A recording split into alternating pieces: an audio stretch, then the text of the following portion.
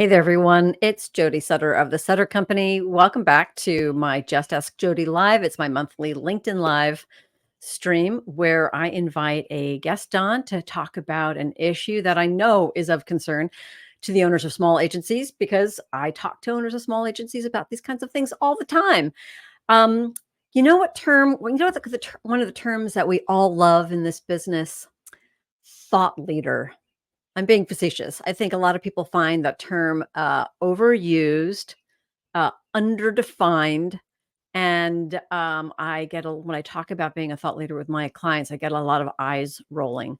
And maybe a better way to say it is to talk about how we can leverage our position of authority, or David Baker calls it expert positioning. But here's the thing. I think that if you are able to embrace this idea of being a thought leader or using your position of authority to provide information and content that is going to attract your audience, that for a lot of small agency owners is just going to make the sales process, the business development process, a lot easier. So that's what I want to talk about today. And I have invited on Stephen Woessner, who is probably the preeminent expert working with small agencies around their authority position. So I'm just going to revert my eyes quickly to draw a little bit from his bio. So Stephen has been running Predictive ROI, which is at predictiveroi.com. And he works with small agencies, helping them build that position of authority so that they can fill their sales pipeline with a steady stream of right fit clients. Sounds pretty good, right? He founded Predictive ROI in 2009. He remains its CEO and co-owner, along with a team that he's built up, an amazing team he's built up over the years. He is the author of Sell with Authority, and which, by the way, you can get that for free on their website, predictiveroi.com/resources. I think I've got that right. We're going to include that in the show notes. And so I want to welcome Stephen to the stream. Thank you for being here, Stephen. Yay. And by the way, thank you for the invitation, Jody. I'm so excited to have you here. You know, one of the other thing too, I just want to tell folks, well, it's going to be self-evident, but one of the things that I just love about Stephen is that he is so generous with his information and his expertise. So I hope that lots of people, if you're here live, please do ask questions in the comments and we'll make sure to get to those. And if you were watching it on the recording, feel free to get in touch with us anyway. But really, soak it all up. Stephen is going to, I know, give us some great information and feedback. So nice to have you here. Jody, anytime, anywhere. When you want to have a chat, like you and I were talking about the other day, and I'm like, oh my gosh. I mean, how can I not say yes? I mean, this is just awesome. So thank you. I love hanging out with you. So we were, by the way, audience, see what I mean? Very generous. Already he's proving my point. So before we got on, before we went on live, you and I were talking. And first of all, I always tell my guests, like, I have no concern about filling up the 30 minutes that we give to our audience, but I do have a few questions. And one of the things I wanted to start off with, because I think you and I are preaching to the choir. You produce a lot of content that helps your business. You advise that to your agencies. I produce a lot of content that helps my business. I think it's the number one way I find clients. I suggest it to my agencies, but so often there is a huge amount of resistance.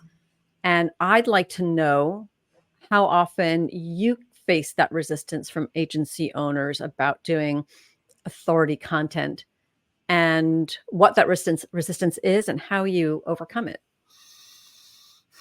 That's a small little question. I think the resistance points are certainly very common.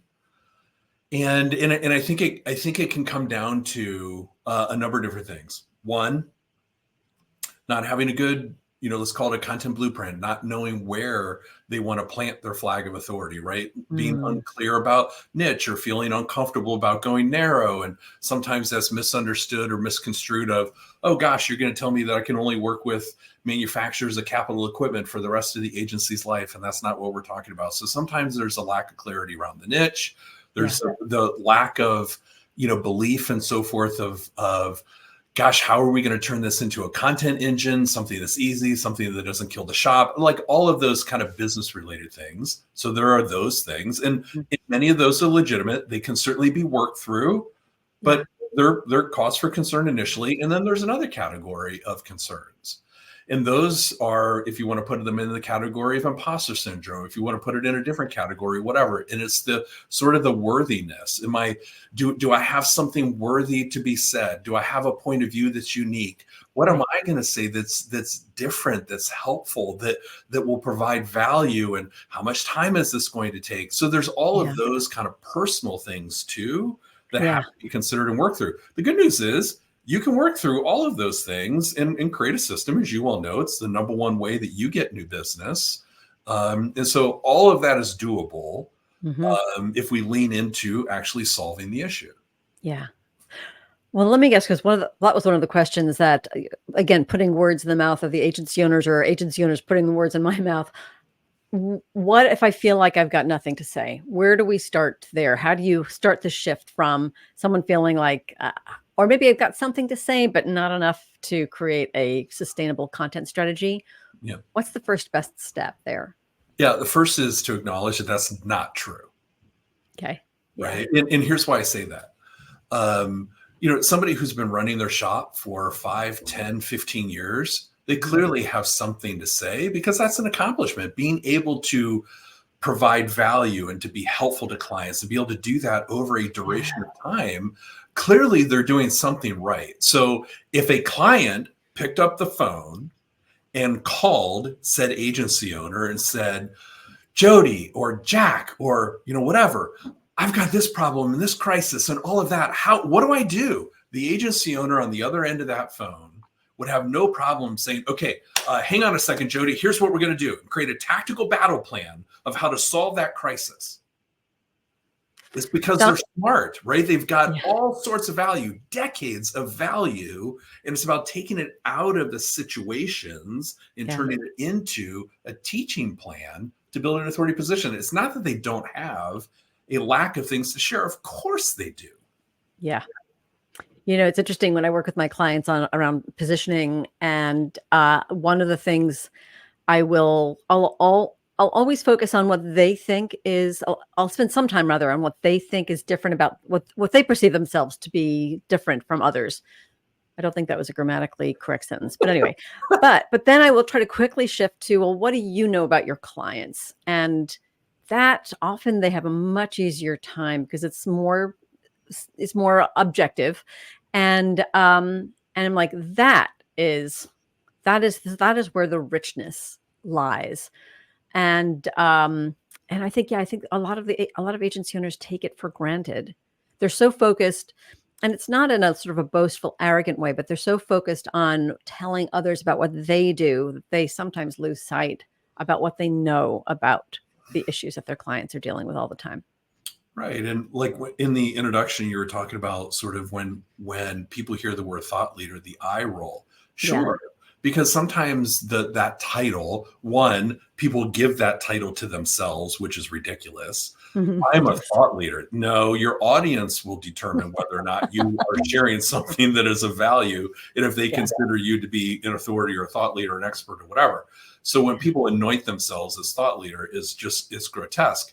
But the whole it sort of comes with this maybe mental image of someone who's like self-aggrandizing and all of that, stand up on stage and thump their chest about how smart they are. When that is gross, we would never, ever, ever suggest that anybody do that. Instead, you just gave the perfect recipe.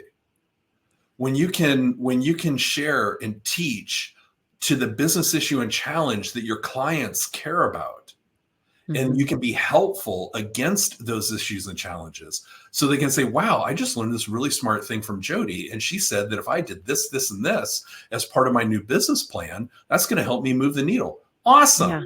Awesome. Right?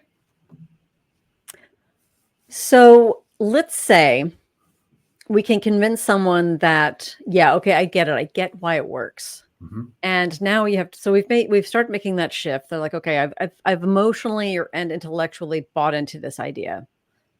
then I think the next big point of resistance I get is, how do I make the time for it? Mm, Because now you're asking me to spend several hours a week writing stuff, mm. posting stuff, recording podcasts. How do I make the time for it? Yeah. I think that part of one of the things that we help clients do is to essentially, this is going to sound maybe like a odd metaphor, but essentially look what's under their digital bed already. And here's what I mean by that. Mm-hmm. You and I are recording this, cool, hopefully helpful, Yeah. and live. Okay, there's 30 minutes of content in there. Well, Yeah. with your permission, like I'm going to give that to my team, and they're going to take that, they're going to turn it into 3 or 4 blog posts. They're going to turn it into LinkedIn Golden Nugget videos. We're going Yeah. to look back to your website and all of that, right? So we're creating content here right now, Yeah. and so for the agency owners who are watching this or their teams who are watching this, it's whether they're making a presentation at the chamber or they're standing in front of a client or they're a guest at an event or maybe they're working at a local economic development thing that they're helping to bring people together for a region or in the Right. region. The reality is that agencies are creating content every single day, and these golden nuggets are laying all over the agency floor. And all they got to do Yeah. is pick them up, and they might need to slice and dice them a little bit, but it's there. And so Yeah. taking an audit of what's under the digital bed already as a way to Yeah. get started is a whole lot easier than thinking, oh man, I got to free up 10 hours this week to record X number of podcast Yeah. episodes. You bring up, I think, two really interesting things. So, and one of the things that I will also help my clients do that kind of audit, which you do, because I think one of the things that is useful is also having if you can make the investment, having a third party like Predictive ROI or this other company come in and recognize the stuff, recognize, I call them the jewels, those sort of unpolished jewels, the diamonds in the rough that they just aren't seeing. So I will definitely, I think that can be very useful. And I find myself even on coaching calls when things come up saying that would be a great post. What you just described to me there, that would be a great post. Let's jot that down and help them sort of keep running lists of things that you can go back to and say, I think that's the other thing too, making the most of the time. If you've got a sort of a running list of random thoughts that you can put down in your Asana or a Google Doc that you can get back to and say, okay, now I've got to write something, or I want to write something this week or this month. Let me refresh myself with what I've got. Yeah, I think it can be huge. And there's another point. I've actually Yep. forgotten it, but I'll probably come back to it. Yeah, For sure. isn't it interesting? Like if we think about, say, we're thinking about our own personal fitness, right? Yeah. And now I'm finally turning over the new leaf, and I want to get in better shape. Yeah. I'm not going to think about. I mean, logically, we would not think of this as humans. It's like one workout and eating one salad is now going to give Yeah. me 6-pack abs. Like nobody would think that. And yet we think about repairing or actually building a sales pipeline or Mhm. building an authority position. Well, I'm going to write one blog post or I'm going to guest on a couple of podcasts and hopefully that will do it.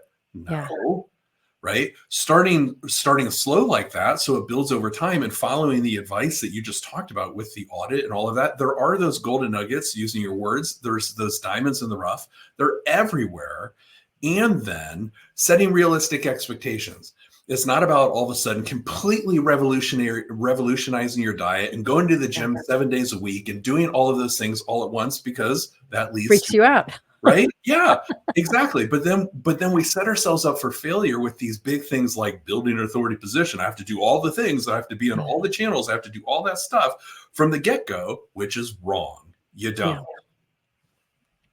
I mean, I will often say, like, start with one thing. And I think sometimes I don't necessarily have any data on this, but I think sometimes consistency is better than quantity. Mhm. So maybe it's starting small with a short form post once a week on LinkedIn. Yep. And then you just sort of get used to that, and you get used to that commitment, and you're coming back to a lot of the sort of the books have been written, and the expert content around creating those habits, which is sort of you start doing them, they're uncomfortable, and you sort of eventually you break through to a threshold, and you're like, okay, now this is what I do. What about the I don't have any data on this, so full disclosure, but do you have any sense or data on how long it does take? Like, what have you seen a threshold? Yeah. At what point does someone start to say, "Oh, holy cow, like the last year and a half is actually now yielding some real leads?" Well, Where it's do you when do you see interesting. It's interesting you mentioned the year and a half because Drew and I, so Drew McClellan and Drew I, McClellan. Yep. yep, who I know you know well, from Agency Management Institute. When he and I wrote Sell with Authority, we knew that we knew we needed to include a timeline for Mhm. exactly that question. And so we addressed it. And so in the first 6 months, Mhm. you're kind of building the muscle, Yeah. right? You're sort of in the gym for the first time. You're getting your physiology to work, your kinetic system to work, your nervous system to work. You're getting all of that to work, right? And you're just sort of feeling your way through the exercises so you don't get hurt. You're just learning that Yeah. stuff. First 6 months, you're putting your authority position together. You're starting to create some initial content and all of that. Between months 6 and 12, you're starting to kind of ramp up the intensity, right? You're starting to do maybe not just one piece of content a week, maybe it's two pieces of content a week, Yeah. but you're really focusing on consistency and quality. By the time you're at month 12 through 18, you're starting to see some momentum, right? You're starting to get maybe invited on other people's shows or to be a guest blogger, that kind of stuff, Yeah. whatever. You're starting to build some reputation. By about 18 months to 2 years, you're starting to get some wins and people are starting to say, hey, I saw that thing or I listened to you there and then blah, blah, blah. By about 2 to 3 years, you're off and running. Yeah.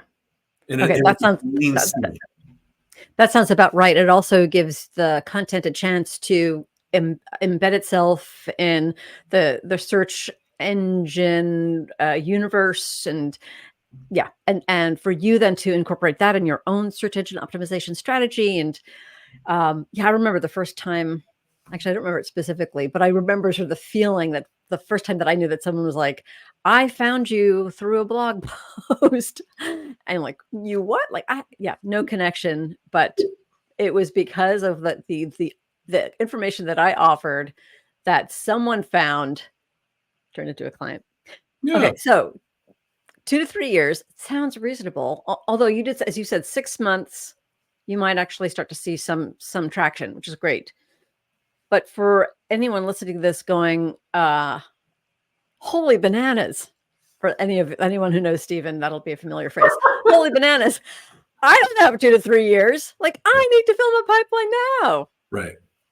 Yeah. What do you And, say to and, that? and, and so here's where I would suggest doing some proactive things in addition to building an authority position. And so here's what I mean by that. So proactively creating content and all the things that we were just kind of talking about, but recognizing like what Joe Pulizzi formerly of Content Marketing Institute, or I should say founder of Content Marketing Institute, but what he said from stage at Build a Better Agency for the first one back in 2021, he said, and this is in his book, Content Inc., which is a great book. And he said, just start with one channel. Start with one Yeah. channel and do it really, really well, then move to other channels. So these first 6 months or 12 months or whatever, focus on a cornerstone content channel and be consistent and really good. Then we would also suggest here at Predictive is that you get proactive about building the list with intentionality, your email list. It is the most Mhm. valuable asset in any business, the Yeah. list, right? And so whether that is on LinkedIn, whether that is using really cool tools like Apollo, whatever, but building your email list on a consistent basis so that you have an audience that you can share the content with Yeah. so that, not only you creating content in the organic sense from like people are going to find it organically, but you've also built the list that you can share that with, Yeah. right? On a consistent basis. And you've offered some great advice around this as well about building your list. And I think the Apollo combining with the Apollo is really interesting. And by the way, if anyone doesn't know it, it's Apollo. I think it's Apollo.io, right? Yep. Which is a relatively new entrant onto the list building marketplace. It's kind of a Zoom Info competitor, but Mhm. I've been really impressed with its Me too. capabilities and its price point. So Zoom Info is really, thank you, my Megan in the background that just posted that, Apollo.io. Um, but the other thing that you've said that I've actually taken to heart is this idea of once you get that list, and I think a lot of people, so many things running through my head. So when people start working with Apollo.io agencies, they may say, okay, great. Now I've got a list. Now I can pitch to that list. And I think you would say, nope. The first message, maybe the first several messages have to be like, hey, we're Predictive ROI, or hey, we're the Sutter Company. Here's some cool stuff I think you might like. Check it out. And hopefully they download it. Then you've got someone on your mailing list. And now you can start to nurture them. But it's this idea of I promise I'm going to build a relationship with you. I'm going to offer things of value to you. And if one day we work together, fantastic. And if one day you decide it's not of value to you and you unsubscribe, so be it. Yeah. 100%. Perfect recipe. When Christine and I met, so Christine and I have been married now for 31 years. When I saw her in my, business law class at Black Hill State University, I didn't say, hey, do you want to go have coffee or do you want to go have lunch? And she was like, yeah, sure. Okay, great. And so we did, but I didn't say afterwards, I didn't say, hey, did you have fun? Oh yeah, I had fun. Did you have fun? I had fun. Hey, what are you doing on Saturday? Oh, nothing. I don't have any plans. Awesome. I was thinking we could go maybe pick out some rings and get married. Right? Like, right. What's staggering to me in a social context, we're like, yeah, that's weird. Right? No, it's coffee, and then it's lunch, and then maybe it's dinner, and then it's a movie, and then maybe you meet the favorite cousin or the aunt or the whatever, and then it's the parents. I mean, there's a progression in the social context. Yeah. Right? We know what feels appropriate socially. But when we think, well, holy bananas, Jody, my sales pipeline is dry. And you know what? If I get someone on my email list, I'm going to pounce on them because I need a sale. Yeah. And it feels equally inappropriate business-wise in a sales situation as it does socially, but somehow we don't recognize it because we need the money.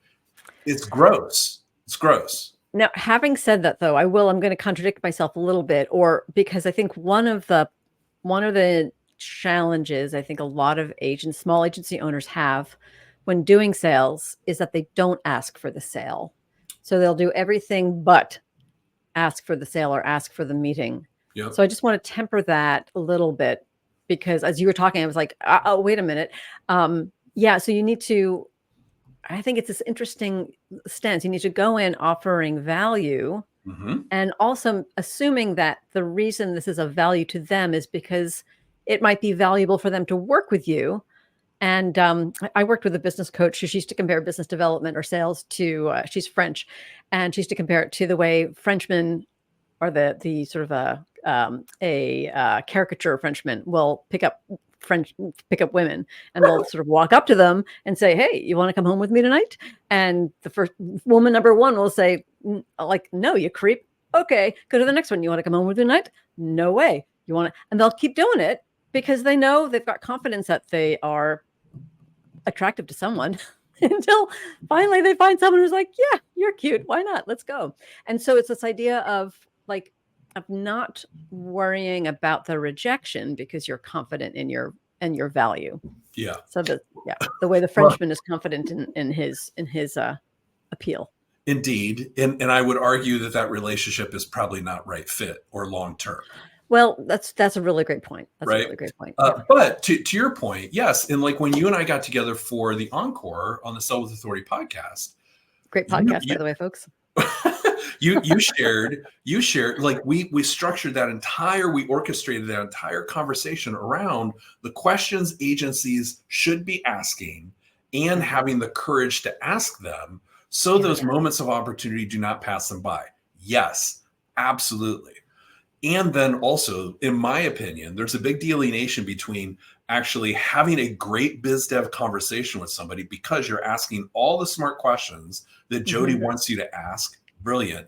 And then showing up like a yutz when someone just enters your email list and then expecting that they're going to say, yes, come sell me something. Yeah. Without the, hey, let me share with you something that is helpful to you first, not about me, but about you. And about business issues and challenges that we think is insightful and that's going to be helpful. And then doing it in such a way, and you said this in the introduction, attracting the opportunity. Yeah. We've got only about 5 minutes before Holy at the cow. bottom of the hour. I know. See, goes by so quickly. A couple of questions that came up that were not on my list of questions. One is, well, I didn't prepare you for this, so you can tell me if like we want to skip it. Chat GPT or GPTs, custom GPTs. How often in your business are you using AI to help produce content? And if you are, what's the best way to use it? Hmm. For client content, in fact, Sharon Turek, who runs Legal and Creative, Also a fantastic oh my resource gosh, for agencies looking for legal help. Yeah. Legal she guidance. orbits the distant moon of awesome. I mean, she That's a new is one. incredible. Yeah. So her and I actually recorded at least one, if not two, podcast episodes on this very topic in about if agencies are using AI to create content on behalf of clients, then they need to actually share that that's what they're doing. So, that's just one thing that your audience, according to Sharon, they should really, be careful of. So do we use Chat GPT or in all the things, to make our work more efficient and that kind of stuff? Sure. Yeah. Do we use it on client work? Occasionally. Do we share that with clients? The fact that we're doing that to streamline processes? I think typically, yes, we do. So, trying to do all those things in full transparency, I think is really important. So, for example, here's just a little kind of tidbit, if you will, on how we produce like LinkedIn golden nuggets, like for our own content. We'll take an episode that I did with Jody. In fact, we did this with one of your episodes from our Encore. Took that, got a transcript, put it into Cast Magic, was the tool. And the tool kind of spit out sort of like, the LinkedIn post should read like this, according to the transcript of the video. I read it and I'm like, I kind of think that's what Jody said. And then I modified it, right? So I Stephenified it because I interviewed you. And then after I did that, then I posted it. So instead of taking me 30 minutes to write it from scratch, it took me 5. Yeah. So, Nice idea. okay, great. Yeah. I mean, I should learn that. I'm probably not doing enough. I mean, one of the things that I would like, one of my goals for this year is to write a book, just like you wrote Sell with Authority. I have written a small book in the past, but it's time to write another book. And where I'm starting, and this would probably be what I would advise my clients too, is like I am starting with the content that I have. I've got this library of, 5+ years of articles. So what does that have? And I actually did go through a manual exercise of kind of sorting them all into categories, and the sort of the general theme still isn't showing. And I thought today, oh my gosh, I need to upload all this and have a GPT, whether it's Chat GPT or my own, say, what do you see here? And again, that's not the final answer, but that potentially saves me hours of work. And so I'm excited to do that now. Yeah. What about, in the last couple of minutes that we have, what about more personal themed posts or content? And I also asked this for a friend. In full disclosure, I am not good at posting those like, "Hey guys, this is a little bit from my personal life," or I don't know. Maybe it's just my generation, but I'm a little bit more like it's about business, so I'm going to post business. How do you advise your clients on when to post about something that's personal or sort of hybrid of personal business, or do you just say just keep it to business? Yeah, it's the latter. And I'm sure there is maybe a blend of both, but candidly, that's not where our area of expertise is. And so you're right. We tend to focus on, well, I shouldn't say tend. We do focus on the business and helping them build an authority position. Yeah. That said, I mean, people do business with people that they like, right? And so we know that to be true. We just don't apply any of our talent and expertise to that because it's just not something that we have a depth of expertise in. Right. So we focus just on the business and the agency's authority position. Yeah. Okay. Yeah. Good advice. It's kind of interesting, and I think ultimately it's a little bit. It's that sort of hybrid answer. Do what you feel comfortable doing. If it means you're gonna do it. On the other hand, I'm in the process of reading Adam Grant's Hidden Potential, a really interesting book. On the other hand, and part of it is all about like working through the discomfort. So do what you feel comfortable doing so that you do it, but also start to look at where maybe you could push a little bit through some discomfort Hmm. and experiment and not worry about, you don't want to be inappropriate, but experiment. I mean, I'm often surprised when I do throw personal posts out there. Often they engage better than my business posts, I have to say. So, anyhow, Stephen, this has been so much fun. Is there other, gosh, there are a bunch of other things I would have loved to have asked, but is there anything that I didn't ask you that you feel it's important to mention and that you'd like the audience to know, small agency owners for the most part, listen to I, this? I think that the last thought that I'll share, and it's not really an answer to a question or anything like that. It's just get started, Yeah. and just start going down this path. There's scads of data, endless reams of data and data points and so forth that will show that this works. So you can either choose two paths. Choose to argue against the irrefutable amount of data that says this works. Mm-hmm.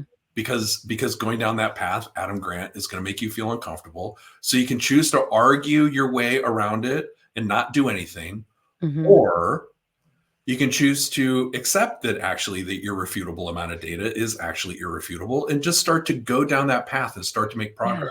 Just start slowly and you'll make progress. Yeah. Just start.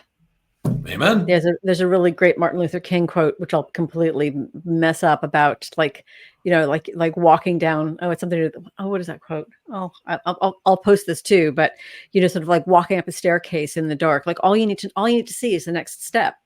And yeah, anyway, with my apologies to MLK. Thank you so much. So, Stephen, we're going to make sure that people know how to reach you. Again, it is predictiveroi.com. And if you go to predictiveroi.com/resources, you guys will find just a whole bunch of really amazing free downloads and guides that are going to be very helpful. Your podcast. What else? Where can they find your podcast? Also in the same website. So when they go to the resources section, it's all linked in there. Okay, cool. Sell with Authority, the book, which you can is also there, and you can download for free. So thank you so much for being here.